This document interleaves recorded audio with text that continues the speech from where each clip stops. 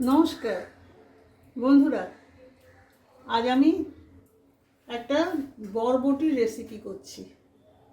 বরবটি ভাজা খেতে ভালোই লাগে ডালের সাথে, কিন্তু শুধু বরবটিটা ঠিক অতটা ভালো লাগে না। সঙ্গে একটু কুমড়ো দিয়েছি,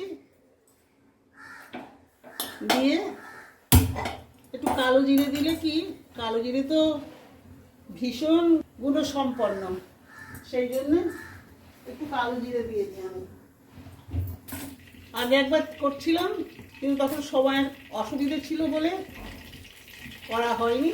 এখন আবার তেলে আবার একটু কালো জিরে দিলাম, দিয়ে ভাজাটা করব।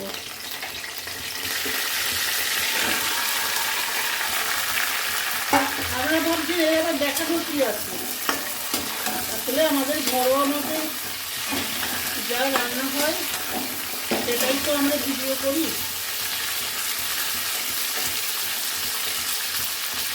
এবারে আমি এটা একটু ঢেকে দেবো।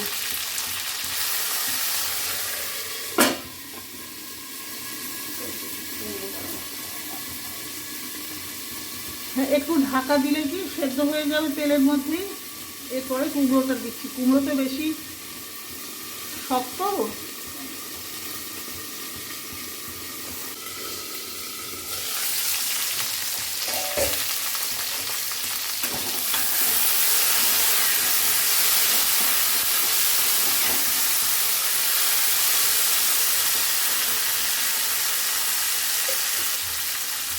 কুমড়োর সাথে একটু পেঁয়াজ দিয়ে নিয়েছি যাতে একটু টেস্ট লাগে।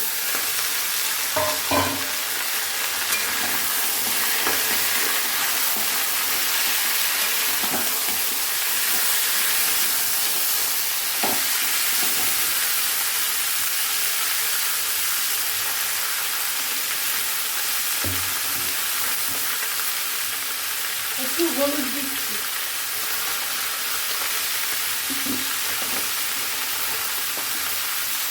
একটু লবণ দিচ্ছি,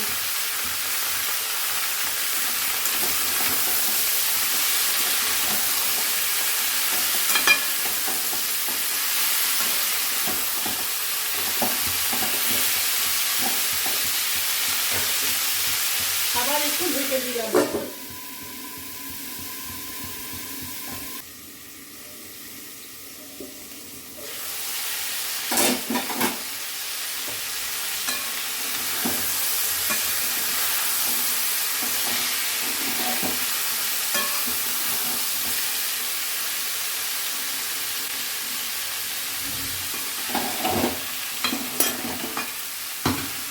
এবার আমি এর মধ্যে কটা কাঁচা লঙ্কা ভেঙে ভেঙে দিয়ে দিলাম।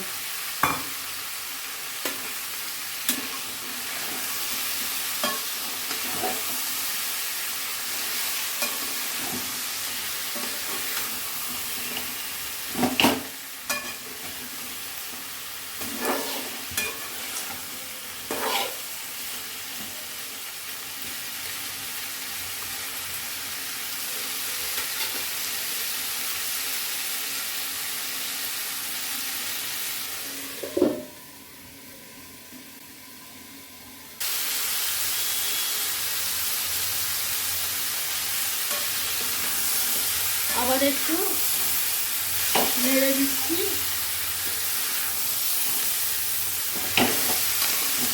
ভাজাটা হয়ে এসেছে।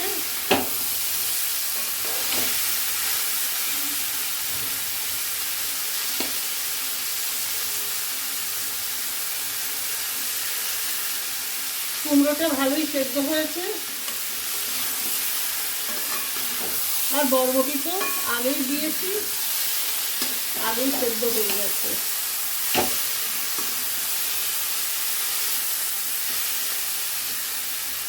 এবার আমি এতে কতগুলো চীনা বাদাম দিলাম।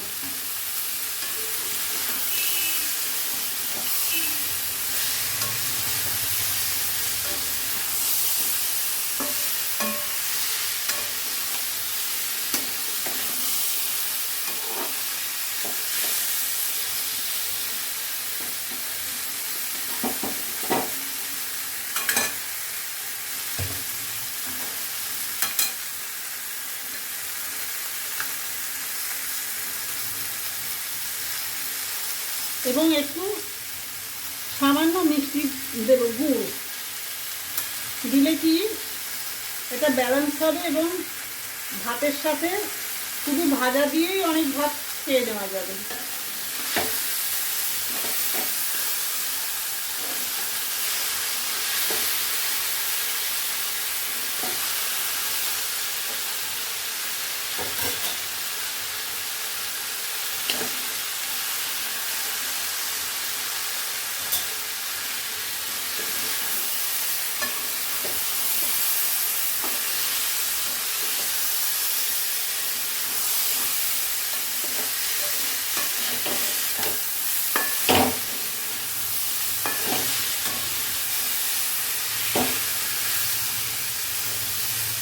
এবার আমি এটাকে আরেকটু সুন্দর মানে ঘ্রাণযুক্ত করার জন্য একটু ধনে পাতা দেবো, দিয়ে নামিয়ে দেবো।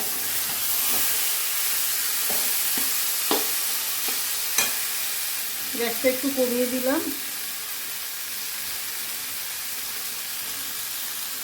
এবার আমি এতে একটু ধনে পাতা কুচিয়ে দিচ্ছি।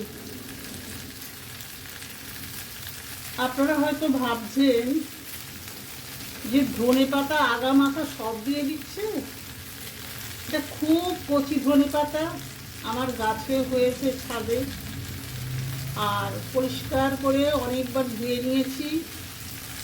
আর হোটেলে জানেন তো, বহু হোটেলের বিভিন্ন আইটেমে দেখেছি ধনে পাতা শুধু শেকড় এবং গাছটা দেয়, পাতাগুলো দেয় না। জানি না কি কারণটা এর পেছনে।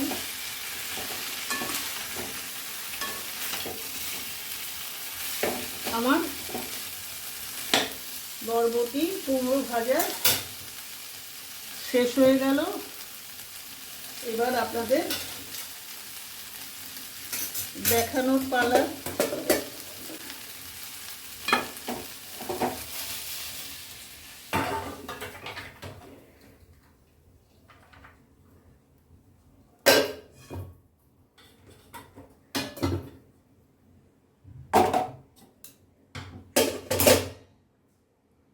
এই যে আমার ধনেপাতা দিয়ে কুমড়ো বরবটির ভাজা, আপনারা পছন্দ হলে করে খাবেন, খুব ভালো লাগবে। এবং আমার মনে হয় অনেকটা ভাত এই দিয়েই খাওয়া হয়ে যায়।